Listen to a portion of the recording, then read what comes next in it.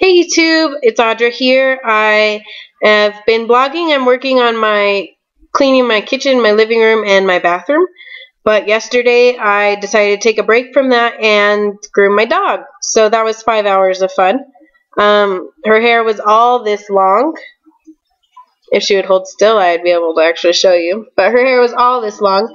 And yesterday I gave her a bath, blow dried her, then cut all of her hair, shaved it pretty close on most of her body, leaving her hair on her head and her tail long, just because I think she looks cute like that. And then gave her another bath, blow dried her, brushed her out so she's all floofy, and I think she turned out really nice. There's a couple spots where I need to go in when she's being lazy and watching TV, and trim with some scissors where I've missed a couple spots, because by the time I got to the end last night, she was really antsy. And I didn't really want to cut my dog's leg off, so I kind of just picked my battles. But tonight, I am going to work on cleaning some more. Hopefully I will get the rec room and living room finished, meaning floors and everything finished. Hi. And then, but first, stop. She's pushing on my computer, which is on my lap, which will make it very shaky. While I'm doing that, I'm also going to clean my 2 fish tanks that are in my living room. So I thought that I would show you guys how to clean a regular 55-gallon fish tank. I'm not going to show you how to clean my 77 because it's over 3 feet tall, and me cleaning it means I have to be in a bikini top to clean it, because otherwise I get soaked. So yeah, not gonna do that in the middle of January on camera. Sorry, deal with it. Anyways, stay tuned. Okay, so this is my 55-gallon tank. As you can see, the water has come about 4 inches from the tap. I'm just moving this mouse out of the way. The water's come about 4 inches from the top in a week and a half since I last filled it. It's that dry here. So usually once it gets about this far, once I start seeing that my filter or my heater is coming up above the surface, that's when I decide to clean it and to top it off again. So the first thing I do is just look around, make sure that I pick up all of my random stuff. This is also my book room. Let me show you. See, we're in my living room. I have all my books in here. Whee! There's my other tank right there. Oh, you can't see it. There's my other tank right there. So yeah, I always have books out on the floor. I have magazines. I have my computer. Always have stuff out. So I always look around, pick up everything so that I don't get it all soaked and wet. Then the next thing I do is change into something a little more practical. When you last saw me, I was wearing my long sleeve t-shirt. Clearly, if you look at how tall this tank is, it's not going to work. My sleeves don't roll up that high. And then clear off the tank. So I've got my incense burner, some spare change that shouldn't even be up there, and my amethyst crystal. Look how pretty, it's so sparkly. So yeah, move these out of the way too, and you're good to go. The next step is to get out your Python or gravel vacuum. I have a Python because I'm lazy. If you use a gravel vacuum, you also need a 5-gallon bucket so that you can siphon the water into the bucket, and then you have to go to the bathtub or the sink or whatever and pour the water into there and come back until you're done with your water change. Me, I have a Python. Let me pull it out. And what this bad boy does is this end hooks up to my sink, and this end is the regular gravel attachment or gravel vacuum attachment. So I'm going to go get that hooked up, and I'll be right back. Okay, so I've got my vacuum hooked up. It might be a little loud because it's draining right now. So all you do is open the top of your tank, push the vacuum deep into the substrate, and pull up. And it'll pull all the gunk out of your tank. And you just want to go through and do that. If you look, I think it's kind of showing up on camera. if you look carefully, you can see where it's cloudy, and it's pulling all the poop and extra food matter from deep in the substrate and cleaning it out. And you're just going to go through the whole thing. I have really fine gravel, and because of that, I can't keep it in the gravel as much as I would like to. If you have just the regular store-bought, PetSmart gravel, you can push it all the way down and just keep it there until the water runs clear. And once the water is running clear, then you can pick it up. Because my gravel is so fine, the suction on the python is so strong, if you look, it's pulling up my rocks too now. So I can only push it down for just a few seconds and then let it up again. I'm always very careful to get right up close to the glass so that where you see the gravel, you don't see a bunch of gunk at the same time. And you just keep going along.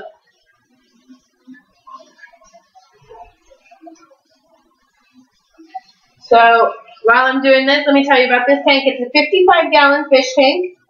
I got it 3 years ago off of Craigslist for $150. That included the filter, the heater, which has since gone out, the light fixture, the stand, a goldfish that was about a foot long, and a pleco that was about 18 inches long. Okay, real fast, let me show you these plants right here. I don't know if you can see them because of the glare on the tank from my computer screen, but they're live plants. So around them, instead of pushing my gravel vacuum up or down into the gravel, all I'm doing is gently sucking up the debris that's on top of the tank, or on top of the gravel. And my fish are now attacking the gravel vacuum. That's good. So, but yeah, because you don't want to disturb the root structure and mess them up or damage the leaves. So that's all I do with them. The rest of these back here are fake plants, so if they come uprooted, all I have to do is push them back down. It's not a big deal. So yeah, this tank's about 3 years old to me.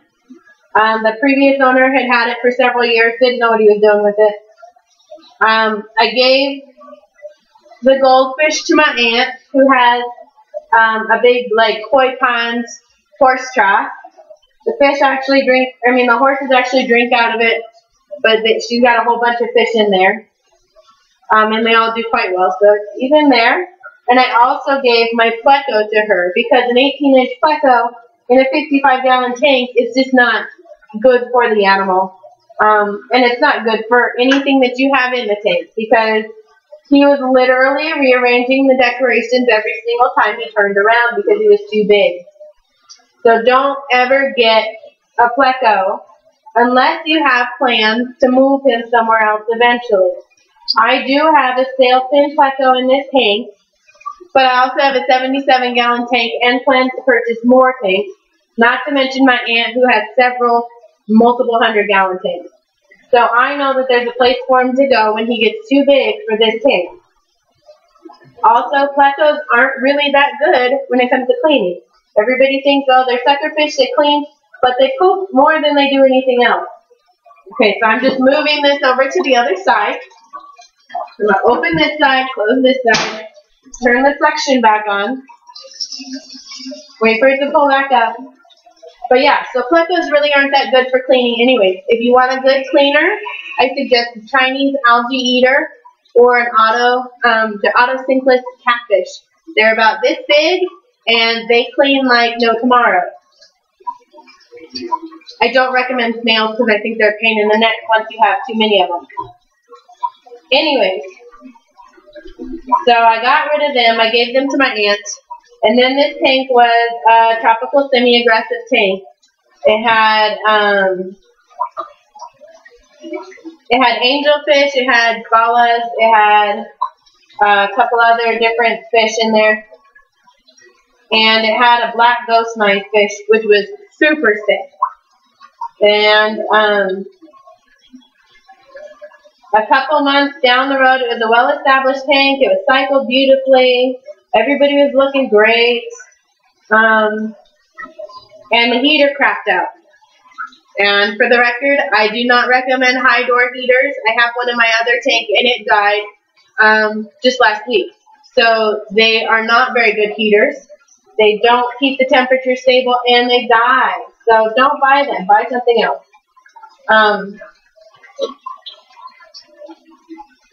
Yeah, that's really gross. So you can see it a little better on this side. See how it's pulling up all that gunk? Gross. And I cleaned this last week, and there aren't that many fish in the tank. So it didn't. The heater, instead of shutting off and freezing my fish, baked my fish. It stayed on high all night long, and I woke up the next morning and all of my fish were dead and my tank was 96 degrees. I was not happy. So we overcame that setback, set it up again. This time I went with live bears just because I love them. As a matter of fact, my other tank is a live bear tank right now. So that was guppies, swordtails, and mollies.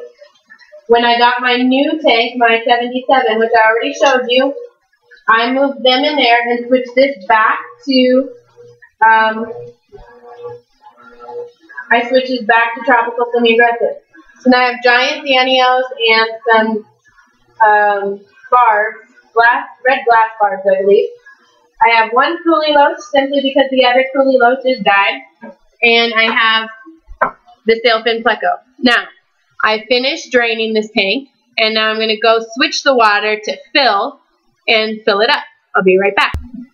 Okay, so now my tank is filling. You look, I've reversed the temperature, I've reversed the flow. Now it's filling the tank. I like to keep it in here so it doesn't make any bubbles. If you'll see, I'm sticking my hand in the flow to double check the temperature. It's a little high, so I'll be right back. I'm just going to go adjust the temperature.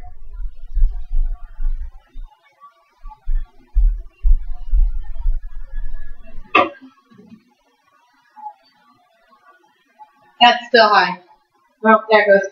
The cord or the hose is about 25 feet long, so it takes a minute for me to catch or for it to catch up. That's still high. Hang on.